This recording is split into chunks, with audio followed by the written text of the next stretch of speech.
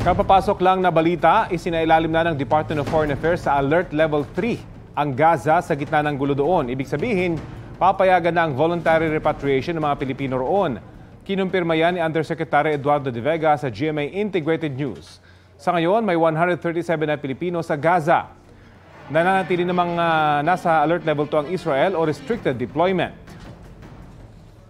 Balita ko, may tututukan kayo tuwing 11 a.m. sa GTV.